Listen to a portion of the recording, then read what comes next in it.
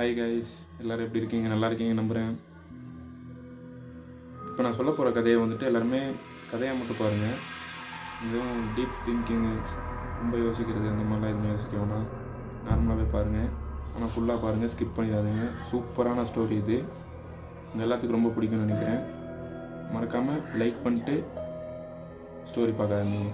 பொதுவாகவே நம்ம இப்போ ஆசைப்பட்ட பொருளை நம்ம ஆசைப்பட்ட பொருளை யாராவது எடுத்தாங்க அப்படின்னா நமக்கு எவ்வளோ கோவம் வரும்.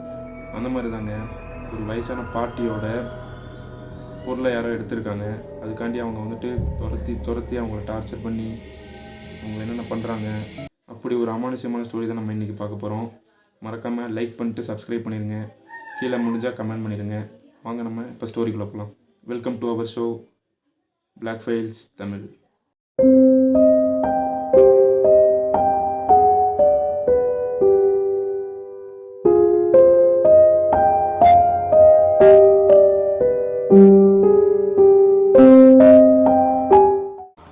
இது உத்தரப்பிரதேசத்தில் சந்த்லி அப்படின்ற ஒரு கிராமத்தில் நடந்த ஒரு சம்பவம் தாங்க இது.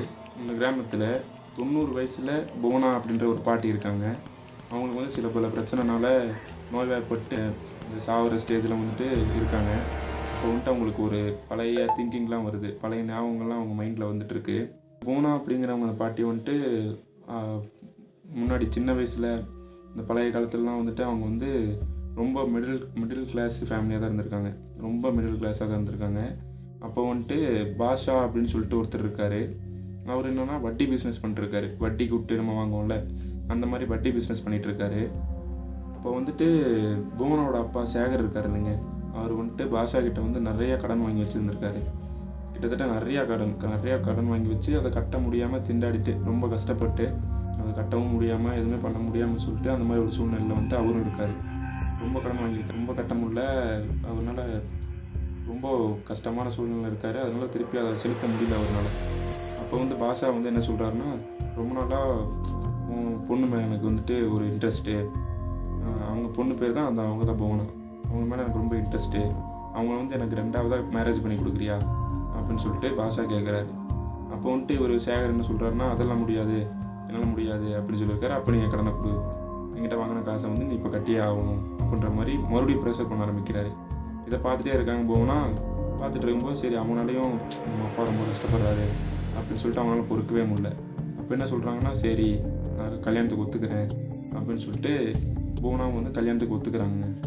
ஆனால் இதில் முக்கியமான விஷயம் என்னென்னா, பாஷா அப்படின்ற அவருக்கு 30 வயசு ஆகுதுங்க. இப்போ பூனா அப்படிங்கிறவங்களுக்கு 20 வயசு ஆகுது. இவங்க 2 பேர்த்தோட மேரேஜ் சூப்பராக நல்லா நடந்து முடிஞ்சுதுங்க. இந்த சமயத்தில் என்ன நடக்குதுன்னா, இவருக்கு ஃபஸ்ட்டு ஒய்ஃப் இருந்திருக்காங்க. அவங்க பேர் நீத்து. அவங்க சின்ன வயசுலேயே இறந்துடுறாங்களாம்மா. அவங்க இறந்து 5 வருஷத்துக்கு அப்புறம் இப்போ போனாவை இவர் இப்போ மேரேஜ் பண்ணியிருக்காரு. அதனால் என்ன பண்ணுறாருன்னா, பாஷாவுக்கு போனா மேலே ரொம்ப ஃபுல் இன்ட்ரெஸ்ட்டு, ரொம்ப லவ் வேறு. அதனால் என்ன பண்ணுறாருன்னா, வட்டி பிஸ்னஸில் வர அமௌண்ட்டை வச்சு இவங்களுக்கு நகையாக வாங்கி போகிறாரு. நிறைய நகை, கிராம் இல்லை, பவுன் கணக்கில் நிறைய நகையாக வாங்கி போகிறாரு. இவங்களை கல்யாணம் பண்ணி வந்த ஒரு வருஷத்தில் இவங்களுக்கு பார்த்தா இன்னும் அவரோட பிஸ்னஸ் ஹை ஆகிடுது. ரொம்ப ஹை லெவலுக்கு போயிடுறாரு. அதுக்கப்புறம் பார்த்தா இவங்களுக்குன்னு வாங்கி வாங்கி வாங்கி வாங்கி சேர்த்திட்டே இருக்கார், இவங்களுக்கு கொடுத்துட்டே இருக்கார். இவங்களும் என்ன பண்ணுறாங்கன்னா, அதை போட்டு அழகு பார்த்துட்டே இருக்காங்க. அதே டைமில் பார்த்தா போனா ஒரு 8 குழந்தைங்களை அவங்க பெற்று எடுக்கிறாங்க. 8 குழந்தைங்களை பெற்றுட்டு வாழ்க்கையெல்லாம் சூப்பராக போகுது. நார்மலாக சூப்பராக ஜாலியாக தான் போயிட்டுருக்கு. எப்படி வெறுப்போட வந்தாங்களோ அதை விட சந்தோஷமாக இப்போ வாழ்ந்துட்டுருக்காங்க. யார் கூட? பாஷா கூட. என்ன பண்ணுறாங்கன்னா, போனா ரொம்ப வறுமையில் இருந்த பொண்ணு தானே, ரொம்ப மிடில் கிளாஸில் இருந்த பொண்ணு தானே. அப்போ இப்போ ஹை கிளாஸுக்கு இவங்க ஆனோடனே என்ன பண்ணுறாங்கன்னா, அவங்களுக்கு இந்த பழைய தாட்டு, ரொம்ப எல்லாத்துக்கிட்டையும் அவமானப்பட்டது, அந்த விஷயம்லாம் இவங்க மைண்டில் வரும்போதெல்லாம் இவங்க நகையெல்லாம் போட்டு ஊர் ஃபுல்லாக போய் காட்டிட்டு வர்றது, இந்த மாதிரி அந்த மாதிரி தான் பண்ணிகிட்டு இருந்திருக்காங்க. பந்தா காட்டிட்டு அந்த மாதிரி தான் ஃபுல்லாக இருந்திருக்காங்க. யார்? போனா. அதே மாதிரி ட்ரெஸ்ஸு எல்லாமே ஹை கிளாஸ் ட்ரெஸ்ஸு இந்த மாதிரி தான் போட்டுட்டு இது பண்ணிகிட்டு இருந்திருக்காங்க, சுற்றிட்டு இருந்திருக்காங்க.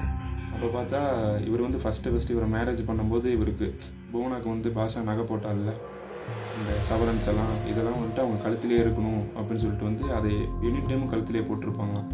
தூங்கும்போது கழுத்தில் போட்டிருப்பாங்களாம், எந்திரிக்கும் போது, நடக்கும்போது, எல்லா டைமுமே அவங்க கழுத்திலே தான் இருக்கணுமா அந்த நகை, அவர் போட்ட சவரன், டைமண்ட் எல்லாமே. எப்படி சொல்லணும்னா, இப்போ நம்ம ஆப்போசிட்டில் நடந்து போனோம்னா ஒரு நகை கடையே ஆப்போசிட்டில் போகுது அப்படின்ற மாதிரி தான் எல்லாருமே வேப்போட தான் அவங்கள பார்ப்பாங்களாம். அப்போ வந்து என்ன ஆகுதுன்னா, இவங்க வந்துட்டு பாஷா கிட்ட எல்லாத்துக்கிட்டையுமே அவங்க குழந்தைகிட்ட முதற்கொண்டு எல்லாத்துக்கிட்டையும் சொல்லுவாங்க, இந்த நகையை யாருமே தொடக்கூடாது, யாருமே வந்து இதை தொட்டு எடுத்துக்கூடாது அப்படின்னு சொல்லிட்டு எல்லாத்துக்கிட்டையுமே இந்த மாதிரி தான் சொல்லுவாங்க. அதே மாதிரி புவனாவுக்கு வந்து 63 வயசு ஆகுதுங்க. அந்த டைமில் பார்த்தா பாஷா வந்து இறந்துடுறாரு.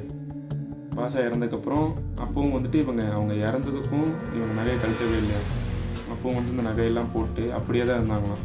அதே மாதிரி தான் வச்சுருந்தாங்களாம். யாருமே வந்து நகையை தொடக்கூடாது அப்படின்ற மாதிரி, நான் கழட்டியும் கீழே வைக்க மாட்டேன் அப்படின்ற மாதிரி அவர் வந்துட்டு டெத்து அந்த மூமெண்ட்டில் கூட அவங்க வந்து அப்படியே தான் இருந்திருக்காங்க. இதை பார்த்துட்டு வந்துட்டு ஊருக்காரங்களாம் சொல்கிறாங்க, புருஷனே செத்து போயிட்டு படுத்துருக்கான், அப்பையும் வந்து இப்போ நகையெல்லாம் போட்டு அலங்கரித்து சிங்காரிச்சிட்டு இருக்காளே அப்படின்னு சொல்லிட்டு ஊருக்காரங்க எல்லாருமே பேசுகிறாங்க. அதெல்லாம் அவங்க காலையிலே வாங்கிக்கலாம். ஆனால் அவங்களுக்கு வந்துட்டு வருத்தம் இருக்குது, மனசுக்குள்ளே வந்து ரொம்ப வெக்ஸ் இருக்குது, வருத்தப்பட்டு தான் இருக்காங்க. ஆனால் வந்து அதை கழட்டி வைக்கணும், கழட்டி வச்சு நார்மலாக இருக்கணும் அப்படின்ற மாதிரி தாட் வந்து அவங்களுக்கு வரவே இல்லை. அப்படியே தான் இருந்திருக்காங்க. இந்த டைமில் வந்துட்டு புவனா வந்து அவரோட ஃபஸ்ட்டு சன் இருப்பாங்கள்ல, விக்னேஷ்னு சொல்லிட்டு அவருக்கு வந்து ஃபஸ்ட்டு பையன் ஒருத்தர் இருக்காராமாங்க. அவர்கிட்ட வந்துட்டு சொல்கிறாராம்மா, எவ்வளவோ சொத்து இருக்குது, உங்கள் எல்லாத்துக்குமே நிறைய சொத்து இருக்குது, கோடிக்கணக்கான அளவுக்கு சொத்து இருக்குது, இதுக்கெல்லாம் முன்னாடி இந்த நகையெல்லாம் ஒரு பொருளே கிடையாது. அதனால் வந்துட்டு நான் செத்தாலும் என் உடம்புலேருந்து இந்த நகையை யாருமே எடுக்கக்கூடாது, முக்கியமாக நீயும் எடுக்கவே கூடாது அப்படின்னு சொல்லிட்டு சொல்லியிருக்காங்க. அப்படி ஒரு வேளை நீ வந்து என் நகையெல்லாம் எடுத்த அப்படின்னா நான் செத்தாலும் நான் உன்னை மன்னிக்க மாட்டேன், நான் இப்படியே தான் இடுகாட்டில் கொண்டு போய் என்னை புதைக்கணும், அதோட அந்த நகையோடு தான் நீங்கள் புதைக்கணும், அப்படி நீங்கள் எடுத்தீங்கன்னு தெரிஞ்சாலும் நீங்கள் எடுக்கிறது தெரிஞ்சாலே நான் உங்களை வந்து சும்மாவே விட மாட்டேன், எல்லாத்தையும் வந்து மன்னிக்கவே மாட்டேன், வெறுத்துருவேன் அப்படின்ற மாதிரி இவங்க வந்து அப்படி சொல்லிட்டு இருந்திருக்காங்க. யாருக்கிட்ட? விக்னேஷ் கிட்ட. இதுதான் என்னோடய கடைசி ஆசை அப்படின்றதையும் வந்து புவனா வந்து விக்னேஷ் கிட்ட சொல்லியிருக்காங்க. டைமில் பார்த்தா இப்போ வந்து புவனாவுக்கு 90 வயசு ஆகுதுங்க. 90 வயசில் வந்து இப்போ சாகிற ஸ்டேஜில் இருக்காங்க. அந்த ஸ்டேஜ்லேயும் வந்துட்டு அவங்க அந்த நகையெல்லாம் ஃபுல்லாகவே போட்டு தான் இருக்காங்களாம். அவங்கள வந்து செக் பண்ணியிருப்பாங்கல்ல டாக்டர்ஸ்லாம், அந்த டாக்டர்ஸ்லாம் செக் பண்ணுறாங்களா, செக் பண்ணிட்டு இன்னும் கொஞ்ச நாள் தான் இருப்பாங்க, கொஞ்ச நாள் இல்லை இன்னும் கொஞ்சம் நேரம் தான் இருப்பாங்க அப்படின்ற மாதிரி அந்த டாக்டரும் சொல்லியிருக்காரு. அப்பயும் வந்து இவங்க உடம்புலலாம் அந்த நகையெல்லாம் ஃபுல்லாகவே இருக்காமங்க, அதை அப்பயும் கழட்டியே வைக்கலையாம். வந்து புவனாக்கே தெரியுது இன்னும் கொஞ்ச நேரத்தில் நம்ம செத்துருவோம் அப்படின்ற மாதிரி அவங்க திங்க் பண்ணிட்டே இருக்காங்க. இந்த டைமில் பார்த்தா அந்த புவனாவோட பொண்ணுங்க இருக்காங்க பாருங்கள், அவங்களெலாம் வந்து யார் நகை எடுக்கலாம், எப்போ நம்ம எடுத்து வச்சுக்கலாம் அப்படின்ற மாதிரி யோசிச்சுட்டு அவங்க பக்கத்தில் உட்காந்துருக்காங்களாம்மா. எப்படா சாவாங்க, எப்படா நம்ம எடுப்போம் அப்படின்னு சொல்லிட்டு வெயிட் பண்ணிட்டுருக்காங்களாம். இவங்க வந்து புவனா வந்துட்டு மூச்சு இழுத்து விட்றாங்களாம், ஆனால் சாகலையாம். அப்படியே மூச்சு இழுத்து விட்டுட்ருக்காங்களாம், ஆனால் சாகவே இல்லையா. இப்போ என்ன பண்ணுறாங்கன்னா 2 பேர், இவங்க பொண்ணுங்களை 2 பேர் வந்துட்டு எழுந்திரிச்சு வேகமாக போய் இன்னும் சாகாது அப்படின்னு சொல்லிட்டு நகையை எடுக்கலான்னு சொல்லிட்டு நகை மேலே கையை வச்சுருக்காங்க. கை வச்சோன்னே புவனா என்ன பண்ணுறாங்க, அவங்களுக்கு தெரிஞ்சிச்சு, பயங்கரமாக கத்தியிருக்காங்க. அந்த கத்தில் அந்த ஏரியாவே அலண்டு போயிருக்காங்க. அந்தளவுக்கு வந்து இந்த சாவர ஸ்டேஜ்லேயும் நகையை தொட்டாங்கன்னு சொல்லிட்டு அவங்க அந்த கத்தியிருக்காங்க. சவுண்டு கேட்ட உடனே அவங்களோட பொண்ணுங்க 2 பேர் இருக்காங்க, எல்லாம் பயந்து ஓடுறாங்களாம். பயந்து ஓடி போய் ஒளிஞ்சு உட்காந்துக்கிறாங்க. அந்த ஏரியா பயத்தில் தான் அப்படியே பயமாயிடுச்சு அந்த ஏரியாவில் இருக்கவங்க எல்லாத்துக்குமே.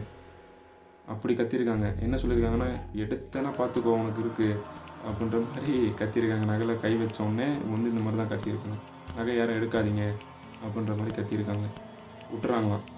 சரி நகை அப்படியே இருக்கட்டும் அப்படின்னு சொல்லிட்டு விட்டுறாங்களாம். அவங்களோட மூத்த பையன் இருக்கார்ல விக்னேஷ், அந்த நகையோடையே கொண்டு போய் இடுகாட்டில் வந்து புதைச்சிட்றாங்களாம்.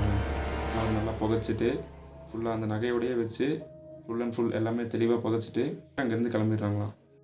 அவங்களுக்கு வந்துட்டு அந்த புதைக்கிற அந்த டைமில் வந்து சடங்கு பண்ணுவாங்கள்ல, அந்த டைமில் வந்துட்டு அவங்களோட புவனாவோட சொந்தக்காரங்க எல்லாருமே அந்த இடத்துக்கு வந்திருக்காங்க. அப்போ வந்துட்டு இதே நேரத்தில் வந்துட்டு புவனாவோட தூர சொந்தம் அப்படின்னு சொல்லிட்டு கோபால் அப்படின்னு சொல்லிட்டு ஒரு ஆள், இவரும் அந்த கூட்டத்துக்குள்ளே தான் வந்து கலந்துட்டு அந்த சடங்கை வந்து அட்டன் பண்ணிட்டுருக்காரு. அவர் என்ன பண்ணுறாருன்னா, புவனாவோட உடம்புல இருக்க நகையெல்லாம் பார்த்துட்டு செம்ம பேராசை, என்ன இவ்வளோ நகையை போட்டு புதைக்கிறாங்க, உங்களுக்கு அறிவே இல்லையா, இப்படி இவ்வளோ நகையை போட்டு புதைப்பாங்க அப்படின்னு சொல்லி யோசிச்சுட்டு பார்த்தா அந்த நகையெல்லாம் பார்க்கும்போது இவளுக்கு சரியான ஆசை வந்துடுது அந்த நகை மேலே. இவ்வளோ நகையெல்லாம் நான் கண்ணால் பார்த்ததே இல்லையே அப்படின்னு சொல்லிட்டு, அதெல்லாம் வந்து நமக்கு கிடச்சதுன்னா அதெல்லாம் வேறு லெவலில் இருப்பேன் அப்படின்ற மாதிரி திங்க் பண்ணிட்டு யோசிச்சிட்டே இருக்காரு.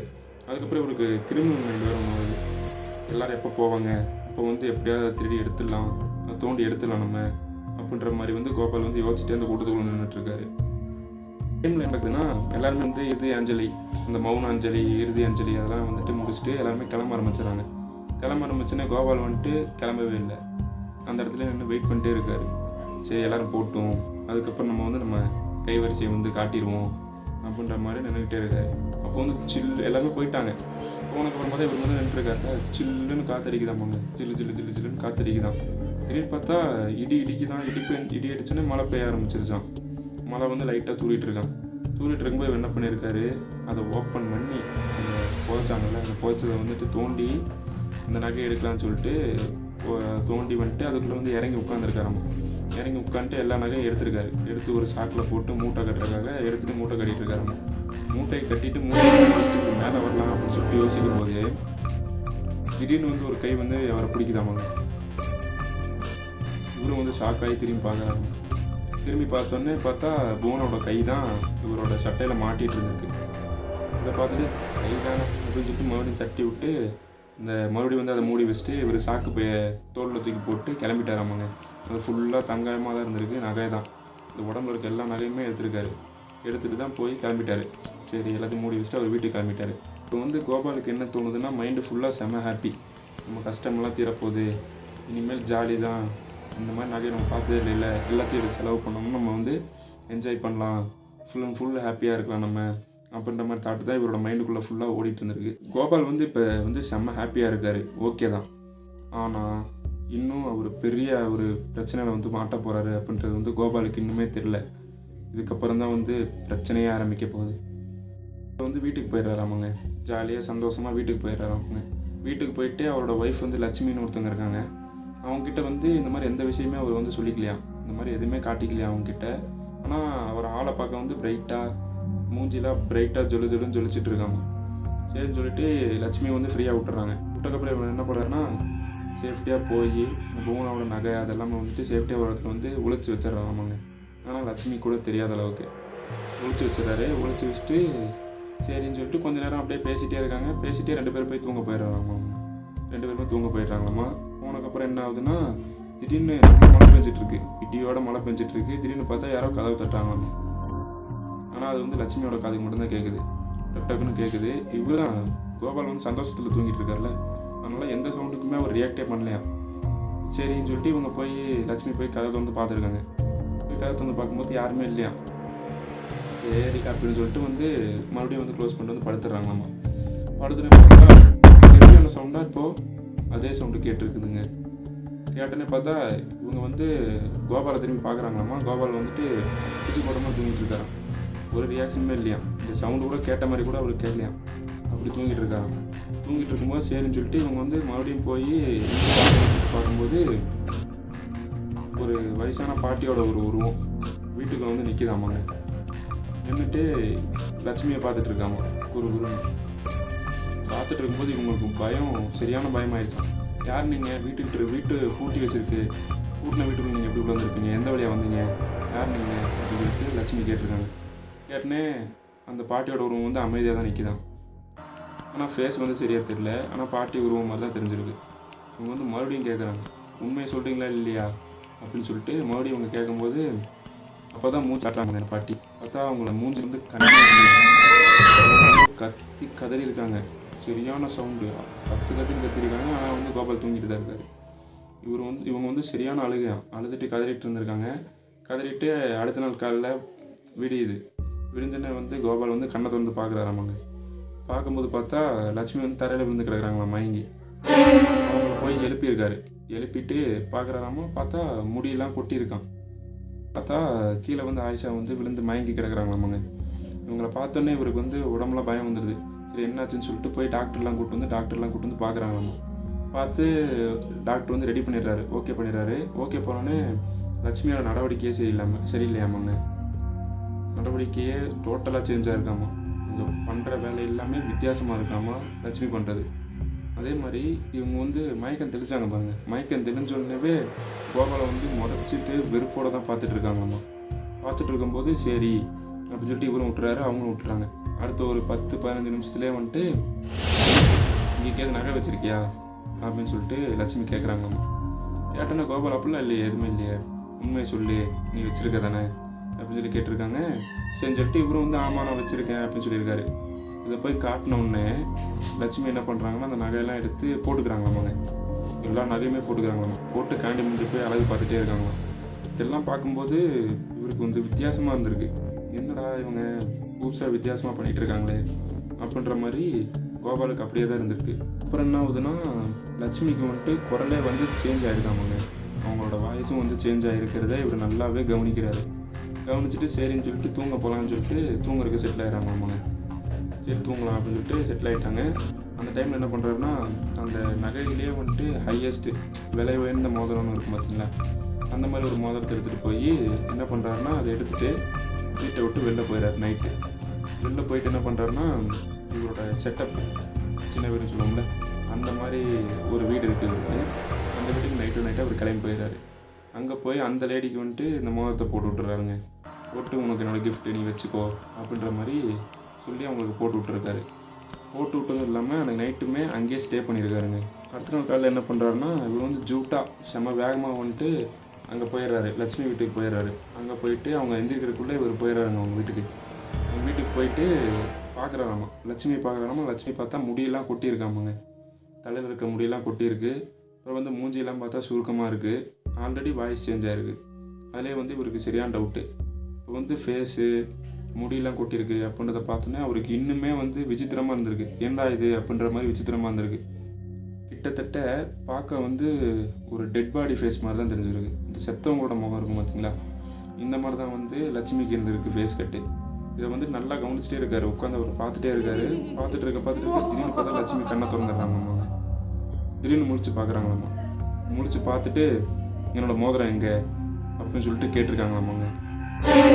சரியான ஷாக்கு. அப்படியே தூக்கி போட்டுருதாம்மா அவரை. தூக்கி போட்டு என்னடா பண்ணுறது அப்படின்னு சொல்லிட்டு வச்சுட்ருக்காங்க. அவங்க மறுபடியும் கேட்குறாங்க, என் மோதிரம் எங்கே, என் மோதிரத்தை கொடுத்துரு அப்படின்ற மாதிரி வந்து லட்சுமி கேட்குறாங்களாம்மாங்க கோபால்கிட்ட. இதை வந்து கேட்டுட்டு இருக்கும்போதே வந்துட்டு கோபாலுக்கு தெரிஞ்சிருது. அவங்க ஃபேஸ் கட்டை பார்க்கும்போதே தெரிஞ்சிருது, இது வந்து புவனாவோட ஃபேஸ் கட் மாதிரி இருக்குது அப்படின்னு சொல்லிட்டு புவனாவே தான் அப்படின்னு சொல்லிட்டு கன்ஃபார்மே பண்ணிடுறாரு. அதே மாதிரி தான் அப்படி டோட்டலாக அவங்கள மாதிரியே தான் இருந்திருக்கு அவங்க ஃபேஸ் கட்டு, லட்சுமியோட ஃபேஸ் கட்டு. இவர் வந்துட்டு பயத்திலேயே உண்மையை ஒத்துக்கிறாராமாங்க. ஆமாம் நான் பண்ணது தப்பு தான், என்னை மன்னிச்சிரு அப்படின்ற மாதிரி சொல்லியிருக்காராமா. எனக்கு இப்போ எங்கே இருக்குன்னு சொல்லு, எனக்கு வேணும் அப்படின்ட்டுருக்காரு. சரின்னு சொல்லிட்டு 2 பேருமே கிளம்பி அங்கே அவரோட செட்டப் வீட்டுக்கு கூப்பிட்டு போயிருக்காரு. இவர் கூட்டிகிட்டு போயிட்டு இந்த மாதிரி எனக்கு அந்த மோதிரத்தை கொடு திருப்பி அப்படின்னு சொல்லியிருக்காரு. நான் தர முடியாது அப்படின்ற மாதிரி வந்து அந்த பொண்ணு சொல்லியிருக்கு. நீ என்ன வேணால் பண்ணிக்கிறா, தர முடியாதனால நான் வச்சுக்கிட்டேன், அது எனக்கு தான் தேவை, அது நான் வச்சுக்கிறேன் அப்படின்ற மாதிரி அந்த பொண்ணு சொல்லியிருக்கு. இவரும் கேட்டு பார்த்துருக்காரு, தர முடியாது அப்படின்னோடனே சரின்னு சொல்லிட்டு இவங்க டென்ஷன் ஆகிட்டாங்க. சரின்னு சொல்லிட்டு போய் இவர் வெளில போய் நின்றுருக்காரு. வெளில போயின்னொடனே இப்போ லட்சுமி வந்து புவனாவோட ஆள் வந்து லட்சுமி உடம்புக்குள்ள இருக்குது. ஸோ அவங்க கிளம்பி வந்துடுறாங்க. அவங்க கிளம்பி வந்து இந்த மோதிரத்தை கொடு அப்படின்னு கேட்டிருக்காங்க. இந்த பொண்ணு வந்து கொடுக்க முடியாது, அவனுக்கே கொடுக்க முடியாது அப்படின்ட்டு இருக்குது. இவங்க ஒன்றே கத்தி எடுத்து விரலோடையே வெட்டி அந்த மோதிரத்தை எடுத்துகிட்டு போயிருக்காங்க. வீட்டுக்கு போனோடனே அந்த மோதிரத்து கையில் வந்தோடனே அவங்களுக்கு வந்து செம்ம சந்தோஷமாக, ஃபேஸ் கட்லேயே சந்தோஷமாக தெரியுதான். இப்போ வந்து அமைதியாகிட்டாங்க அந்த மோதிரத்தை கையில் வச்சுக்கிட்டு. அப்போ வந்து கோபால் என்ன பண்ணுறாருன்னா, சரி இதுக்கு மேலே விட்டா சரிப்பட்டு வராது அப்படின்னு சொல்லிட்டு பயந்து அலறி அடித்து ஓடி இருக்காரு. ஓடி போய் புவனாவோட மூத்த மகன் இருப்பார் பார்த்தீங்களா, விக்னேஷ்னு சொல்லிட்டு, அவர் வந்து கூப்பிட்டு வந்துடுறாரு. நான் இந்த மாதிரிலாம் பண்ணிட்டேன்டா, நான் பண்ணது தப்பு தான், மன்னிச்சிடு, எனக்கு ஏதாவது வழி சொல்லு அப்படின்னு சொல்லிட்டு விக்னேஷ் கிட்டே கேட்டிருக்காரு கோபால். அப்போ வந்து அவருக்கும் வந்து சரி இதெல்லாம் பார்க்கறதுக்கு பாவமாக இருக்குது அப்படின்னு சொல்லிட்டு அவரும் வந்து ஒரு ஃபாதர், இந்த இதெல்லாம் பண்ணுவாங்க, பேயெல்லாம் ஓட்டுவாங்க பார்த்தீங்களா, அந்த மாதிரி ஒருத்தரை வந்து கூப்பிட்டு வந்திருக்காரு. கூப்பிட்டு வந்து அவரும் கேட்குறாரு. அவர்கிட்டையும் கோபால் அந்த மாதிரி எல்லா விஷயத்தையுமே சொல்கிறாரு. இப்படி தான் நான் பண்ணேன், என்னோடய தப்பு தான் அப்படின்னு சொல்லிட்டு சொல்லியிருக்காரு. சொன்னே பார்த்தா இவர் வந்து அந்த பேய் ஓட்டுறவர் இருக்கார் பார்த்தீங்களா, அந்த பேய் ஓட்டுறவர் வந்துட்டு அந்த வாட்டர்னு சொல்லுவாங்கள்ல, அந்த தண்ணி தெளிப்பாங்கள்ல பேய் ஓட்டுறது, அந்த தண்ணியை வந்து தெளித்தோடனே சாந்தமாயிடுச்சாமா, அமைதியாகிடுச்சாமா பேய். சரி அப்படின்னு சொல்லிட்டு அடுத்து என்ன பண்ணலாம் அப்படின்னு சொல்லிட்டு கோபால் யோசிச்சிட்டே இருக்காரு. எப்படியாவது விரட்டணும், என் ஒய்ஃப் எனக்கு கிடைக்கணும் அப்படின்ற மாதிரி இவ்வளோ வந்து போராடிட்டுருக்காரு. இப்போ வந்து அந்த ஃபாதர் என்ன சொல்கிறாருன்னா, அந்த நகையெல்லாம் நீ கொண்டு போய் மறுபடியும் அதே சவக்குழிக்கு நீ போட்டு மூடி வச்சிரு, நீ அதே இடத்துல போட்டுனாலே உனக்கு பிரச்சனை வராது, இது அதே இடத்துக்கு போயிடும், திரும்பி உங்ககிட்ட வராது, இந்த நகை இருக்கனால மட்டும்தான் உன்னை தேடி வரும், மறுபடியும் வரும், இப்போ சாந்தமாயிருக்கு, மறுபடியும் நீ விட்ட அப்படின்னா அது வந்துட்டு உனக்கும் ஆபத்தான் உன் ஒய்ஃபுக்கும் ஆபத்தான், அதனால் சீக்கிரம் வந்து இதை முடிச்சிரு அப்படின்னு வந்துட்டு அந்த ஃபாதர் வந்து சொல்லியிருக்காராமாங்க. சொன்னது என்ன பண்ணுறாருன்னா, லட்சுமியோட எல்லா நகையுமே ஒன்று விடாமல் எல்லா நகையுமே கழட்டி எடுத்துகிட்டு போய் அந்த சவக்குழிக்குள்ளே வந்து போடலான்னு சொல்லிட்டு இவர் வந்து கிளம்பிட்டாராமாங்க.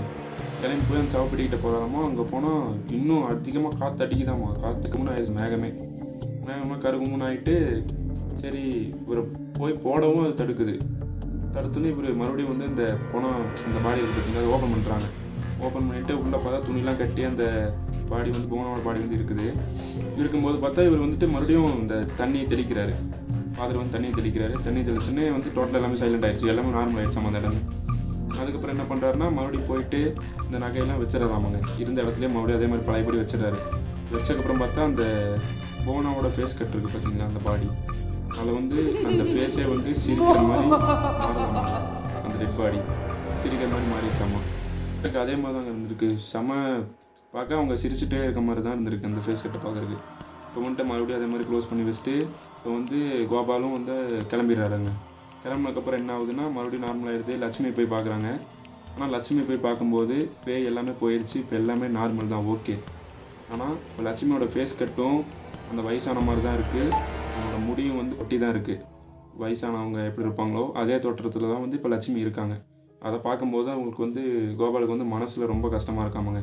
நம்ம பண்ணது தப்பு தான், இதுக்கு மேலே இந்த மாதிரி தப்பு நம்ம பண்ணவே கூடாது அப்படின்ற மாதிரி. இப்போ லட்சுமிக்கு வந்து லைஃப் லாங் அந்த மாதிரி தான் இருந்திருக்கு ஃபேஸ் கட்டு. அவங்க வந்து இளமையாகவே மாறல, வயசானவங்க மாதிரியே தான் இருந்திருக்காங்க. இப்போது இதுலேருந்து என்ன தெரியுது அப்படின்னா, நம்ம வந்து எதுக்குமே பேராசைப்படக்கூடாது. பேராசைப்பட்டு நம்ம அந்த பொருளை எடுத்தோம் அப்படின்னா இந்த மாதிரி நிறையா பிரச்சனை நம்ம வீடு தேடி வந்துடுங்க. அதனால் வந்து இந்த மாதிரி பேராசைப்படாதீங்க. யாருமே நார்மலாக இருங்க, நார்மல் லைஃப்பை வாழ்ந்துட்டு போயிருங்க. இப்படி இருக்க மாதிரியே எப்போவுமே இருந்துட்டு போயிடலாம்.